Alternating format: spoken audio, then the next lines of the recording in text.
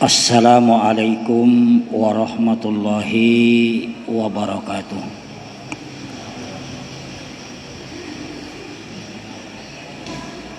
Alhamdulillahi rabbil alamin.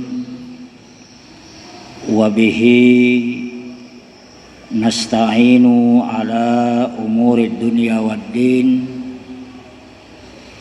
Wassalatu wassalamu ala ashrafil anbiya'i wal mursalin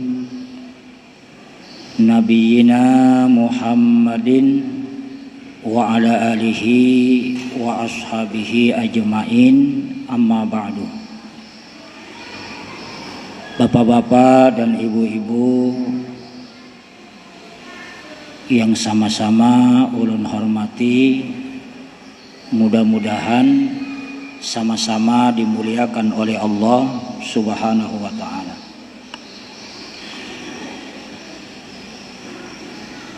Kalau pertemuan malam tadi kita membahas tentang hal-hal yang bermanfaat bagi mayit, ya, maka malam hari ini kita akan membahas, akan mengkaji ma yaf'aluhul hadirun lil muhtadar. Apa yang seharusnya dilakukan oleh orang-orang yang hadir, ya, di rumah orang yang sedang sekarat. Jadi orang-orang yang hadir di hadapan orang yang sekarat, hendak mati.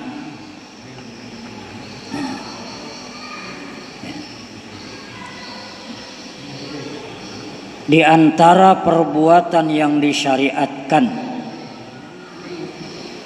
bagi orang-orang yang berhadir di rumah orang yang sekarat, yang pertama adalah talqinuhus syahadah, mentalkinkan syahadat.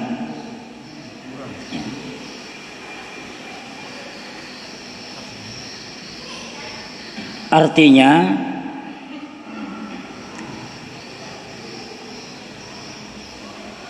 orang-orang yang berhadir di sisi orang-orang yang sekarat, ya, maka hendaklah orang tersebut mentalkinkan orang yang sedang sekarat tersebut. Dan talqin yang dimaksud di situ adalah ucapan la ilaha illallah, bukan ucapan la ilaha illallah Muhammadur Rasulullah, ya. Jadi yang sunnah itu, yang disyariatkan itu adalah la ilaha illallah tanpa kalimat Muhammadur Rasulullah. Kalau kita mentalkinkan mayat lengkap syahadatnya, maka itu tidak afdol. Kita bimbing asyhadu an la ilaha illallah wa asyhadu anna Muhammadar Rasulullah. Ini talqin yang tidak afdol. Yang afdol itu adalah mengajari si muhtador, mengajari orang yang hendak mati kalimat la ilaha illallah saja tanpa Muhammadur Rasulullah.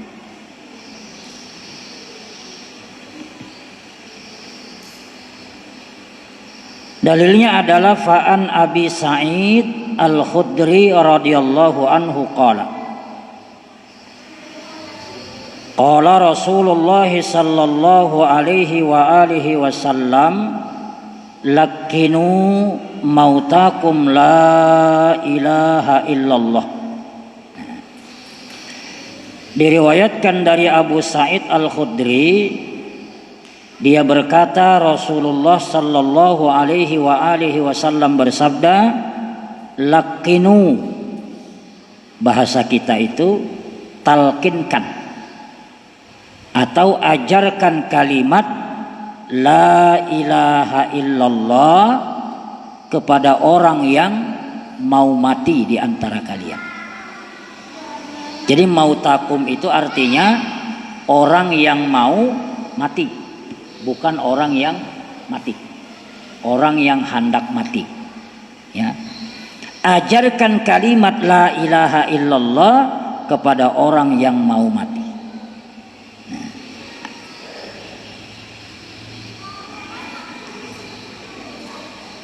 Lalu bagaimana cara mengajarkan orang yang mau mati ini talqin?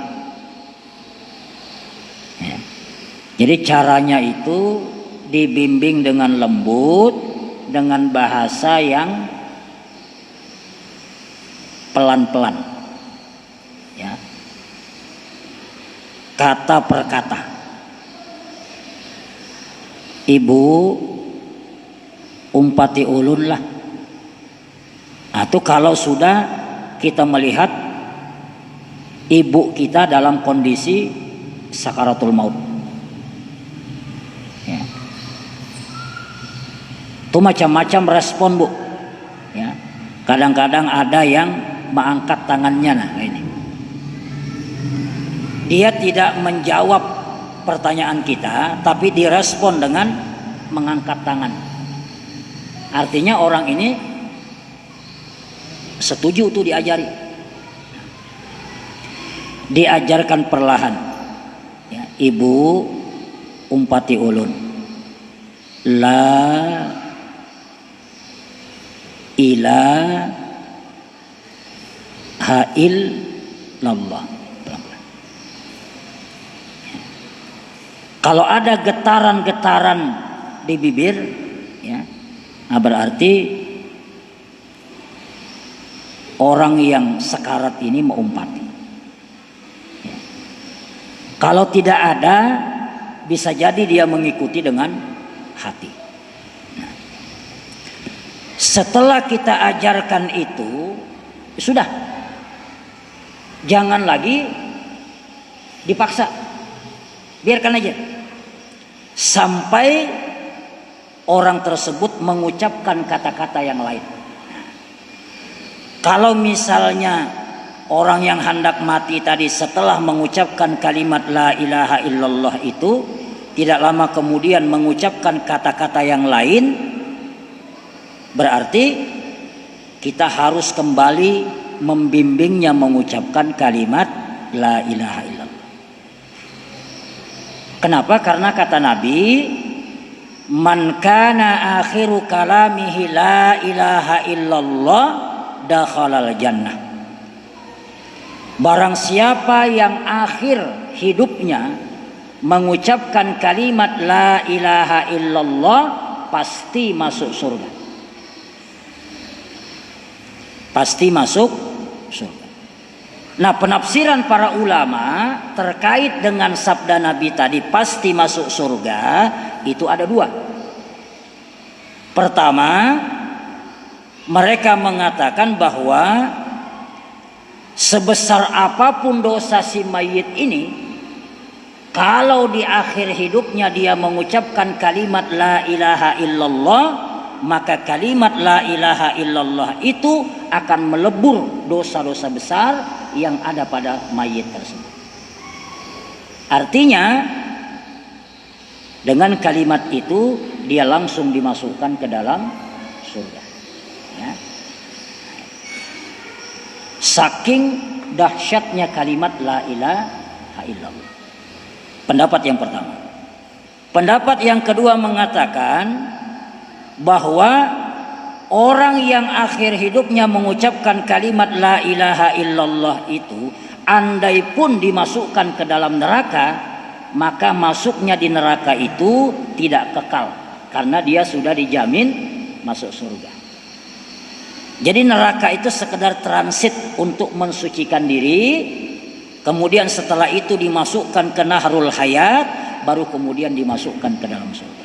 Ini kekuatan kalimat la ilaha illallah. Nah, jadi kalau misalnya kita sudah ajari kalimat la ilaha illallah, sudah, biarkan aja. Cuma terus dipantau. Terus dipantau, siapa tahu ibu kita, bapak kita, saudara kita ini setelah diajari kalimat tauhid tadi, ternyata mengucapkan lagi kalimat yang lain. Kalau tidak diajari kalimat la ilaha illallah, maka kalimat yang lain itulah yang menjadi kalimat terakhir. Nah, cuma pelan-pelan, ya, pelan-pelan. Karena orang yang berada dalam kondisi naza itu setan datang. Ya, orang yang berada dalam kondisi naza sakaratul maut itu setan datang. Ya, di situ godaan yang paling besar. Banyak riwayat yang mengatakan bahwa orang yang berada dalam sakaratul maut itu merasakan haus yang luar biasa. Nah, disitulah syaitan itu datang, tapi tidak dilihat oleh orang-orang yang ada di sekelilingnya. Apa ujar syaitan? Ujar syaitan, apakah saudara haus? Iya, saya haus. Apakah mau saya ambilkan air minum? Mau.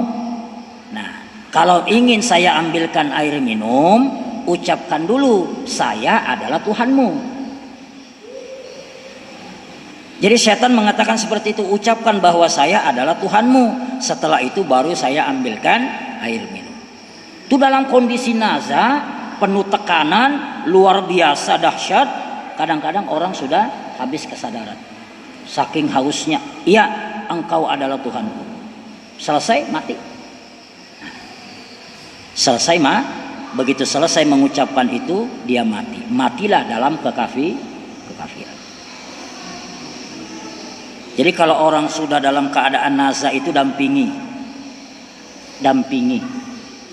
Ya. Kita belum Pak lah. Cuma kan pasti. Ya kan? Pasti. Nah. Maka kata Nabi, usahakan ucapan yang terakhir itu adalah kalimat la ilaha illallah.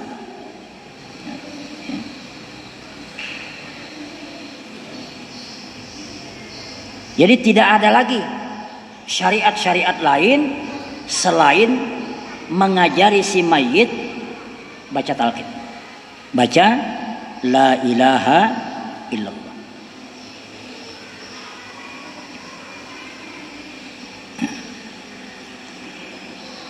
Kemudian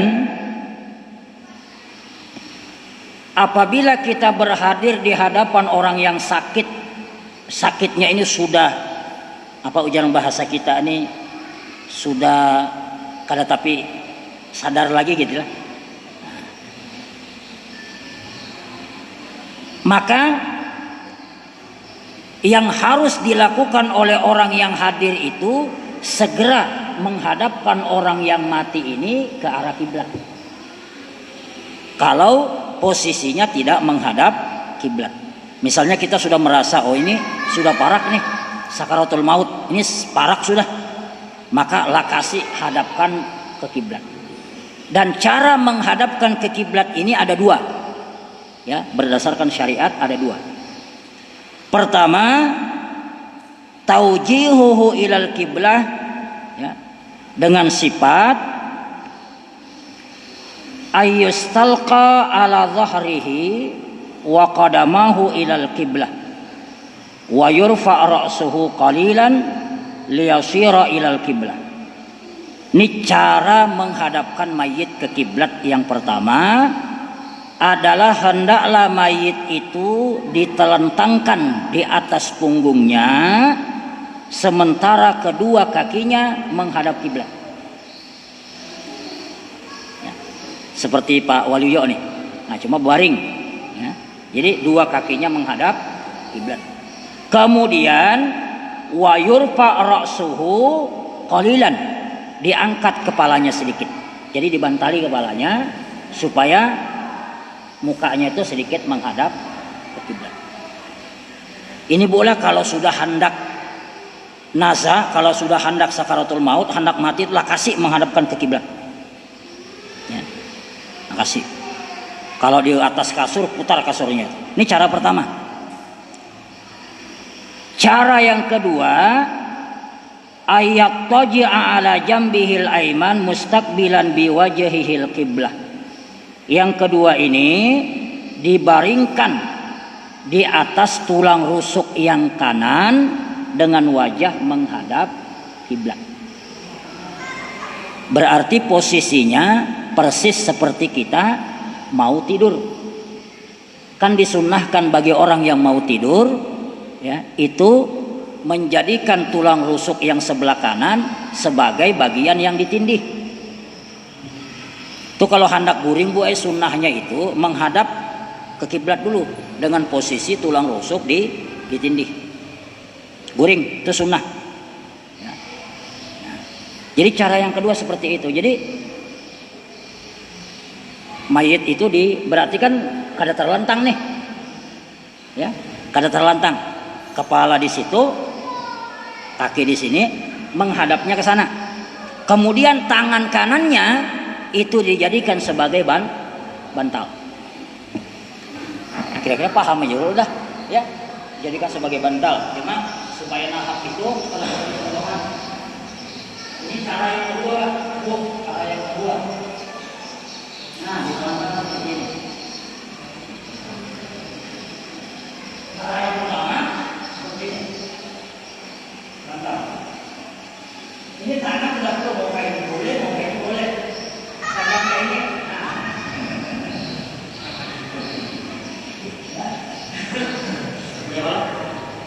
Jadi tidak ada keharusan tangan harus seperti ini dan tidak ada keharusan tangan seperti ini. Ya.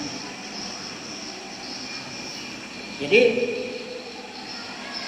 itu tugas kita, ya, itu tugas kita, tugas yang hidup. Jadi dua caranya. Nah selama ini kan kita mungkin tahu cuma satu cara. Padahal cara yang kedua itu adalah cara yang dilakukan oleh Fatimah bintu Rasulillah. Artinya Fatimah itu mengambil cara yang kedua. Ya. Jadi dengan dia. Ya. Nah dua-duanya ini dipilih saja. Mau dipilih yang mana yang dianggap nyaman, silakan. Nah karena bila sudah meninggal, posisinya kada usah dirubah. Kalau misalnya yang menghadap kiblat tadi itu tinggal dipalingkan saja. Jadilah posisi mayat yang sudah meninggal itu boleh tetap kakinya ini menjulur ke kiblat, ya, dibungkus, atau yang seperti tadi kepala di utara, kaki di selatan, tetapi dengan cara ditelentangkan, boleh juga. Dua cara ini boleh aja dipilih. Terserah pian yang mana yang baik. Ya.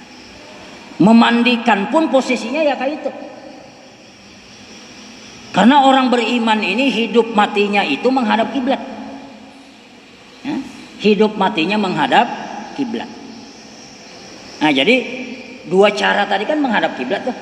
Maka pian boleh memilih antara dua cara tadi. Misalnya dimandikan. Posisi tabala apa? Yang tempat pemandian itu apa? Posisi tempat pemandian itu boleh kepalanya di arah utara, kakinya di arah selatan, atau kakinya ini menghadap ke kiblat, kepalanya menghadap ke timur, ya. Nah, kayak itu.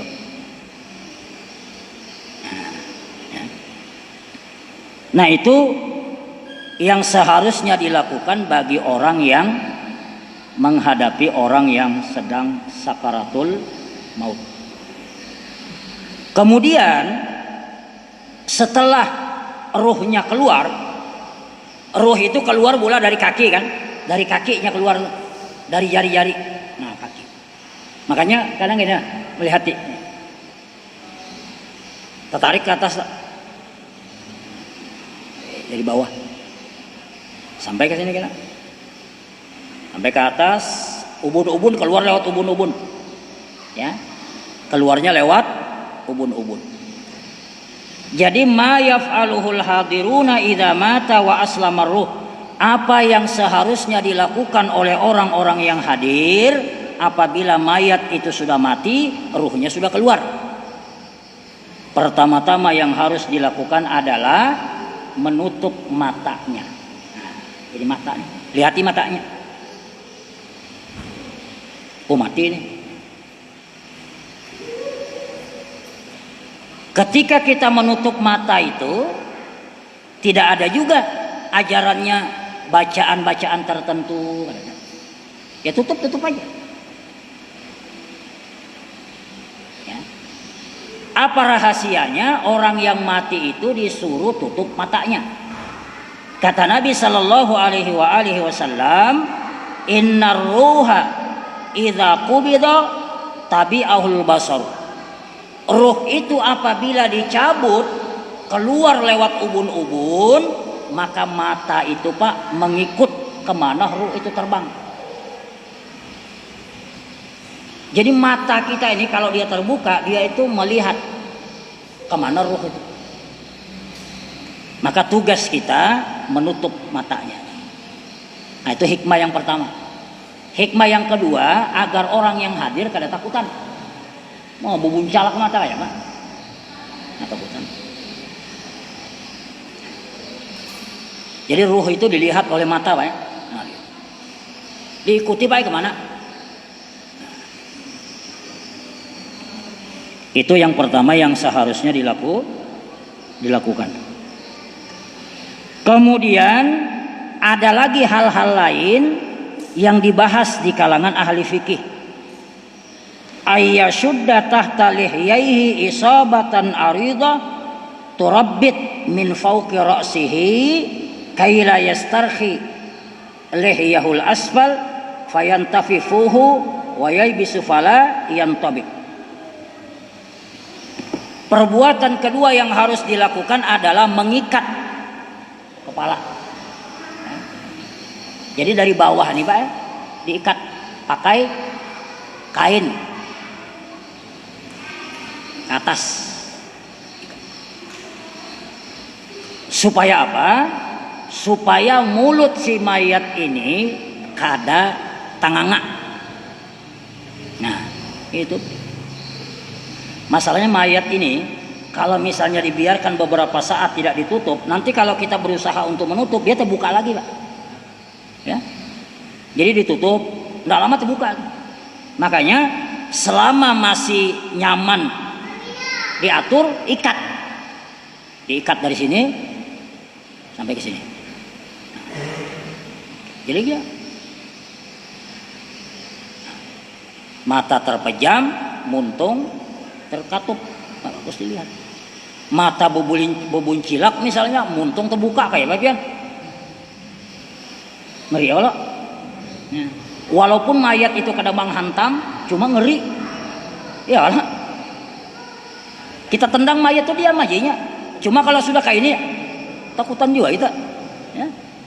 Nah, itu nah. Kemudian yang selanjutnya talqinu mafasilihi wa asabihi. Nah, ini bagi pemandi mayat. Kalau mayat itu sudah ditutup ininya, maka perbuatan selanjutnya yang harus kita lakukan adalah melemahkan apa namanya nih? Apa Pak? Persendian. Jadi mulai ini nah kita lemahkan. Nah, cuma pelan-pelan. Ya. Jangan sekenaknya seenaknya, jangan, pelan-pelan. Ya. Nah, ini diangkat. Nah. Ini sunnah ini. Ya. Nah, dilemahkan. Kemudian kaki ini. Ini kaki diangkat Pak sampai ke perut. Nah. Terus model dalam karate itu apa Pak? Peregangan dulu kah? Nah, itu. Jadi nanti ketika dimandi, Pak nyaman. Jadi kada kaku. Makanya dilakukan peregangan. Nah, ini diantara hikmah itu. Ya, laki-laki bebinian sama kayak itu, diangkat pelan-pelan. Nah, Kalau laki meninggal, istri boleh memandikan. Kalau istri meninggal, laki boleh memandikan. Nah, boleh ya. Tidak harus lakian yang memandikan. Kalau lakinya meninggal, istri boleh memandikan. Kalau bisa, istri lawan anak-anaknya. Begitu juga kalau suami yang meninggal, ya, istri yang meninggal, laki lawan anak-anaknya boleh. Karena Aisyah mengatakan, kalau terdahulu aku mati, pian ya Rasulullah memandikan ulun. Jadi boleh aja. Ya. Kemudian yang selanjutnya, khal'u siyabihi li alla yakhrut minhu syai'un yubsid bihi wa yatalawwas biha idza naza'at anhu. Kemudian melepas pakaiannya. Melepas pakaiannya itu tentu dengan cara-cara yang beradab. Jadi pertama kita tutup dulu dengan kain, ya, yang kering, ya lah, yang baik, baru kemudian kita lepas pakaiannya. Kemudian yang selanjutnya ayyudu al-mayyit ala sarir. Setelah itu baru dibuat di atas ranjang mayit ini. Jadi jangan diandak di lantai, Pak, karena ini akan mempercepat pemburukan. Jadi untuk menunda pemburukan, diandak di atas ranjang. Ya, di sini disebutkan ayyudu al-mayyit ala saririn liyakuna ahfad lahu, supaya lebih terjaga. Wala yatruk alal ardi li'annahu asra' li fasadihi, dan jangan ditinggalkan di atas lantai karena itu mempercepat pemburukannya. Nah, dia. Kemudian yang selanjutnya apa? Wad'u syai'in sakil ala batnihi li'alla yantafih. Diandak di atas perutnya ini, Pak, sesuatu yang agak berat supaya kada menyebabkan kembung perut mayitnya. Ini bisa kembung, Pak. Nah, jadi cuma jangan juga yang keberatan, 100 kilo dia taruh, jangan menyiksa mayat. Jadi yang wajar kita andak di sini untuk menghindari penggembungan. Nah, ini diantara tata cara kita merawat mayit. Kemudian yang paling penting kata Nabi adalah orang-orang yang merawat mayit itu baik merawatnya seperti yang kita sebutkan tadi, atau pada saat memandikannya, kalau dia mendapatkan keburukan dari mayit, mendapatkan cacat dari mayit, jangan sekali-kali dia ceritakan kepada orang lain, karena itu akan membuat Allah murka. Jadi apa yang kita ketahui cukup kita saja, jadi rahasia, ya, jadi rahasia. Macam-macam kalau orang ditemukan balah pada saat memandikan tuh macam-macam, Pak. Macam-macam pada saat memandikan tuh yang ditemukan oleh orang yang memandi. Nah, setelah itu baru kemudian didoakan. Ya, didoakan. Makanya Bapak Ibu, supaya prosesi pelaksanaan jenazah ini sesuai sunnah, maka ulun ini saran saja. Misalnya si A meninggal dunia, maka keluarganya ini, ya, keluarganya ini pertama menulis doa gasan mayit, tulis di kertas, datangi ihid, tolong fotokopi. Ya Allah, fotokopi. Setelah difotokopi, taruh di depan pintu. Taruh di depan pintu. Ada yang jaga. Ketika ada orang ingin masuk melayat, Pak, tolong doakanlah, ngarannya ini bacaan doa.